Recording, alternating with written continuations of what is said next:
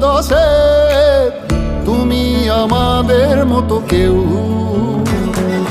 রাখি তোমায় মন গহীনে, হৃদয় আছে যেথা। বঙ্গবন্ধুর কন্যা তুমি, বাংলাদেশের নেতা।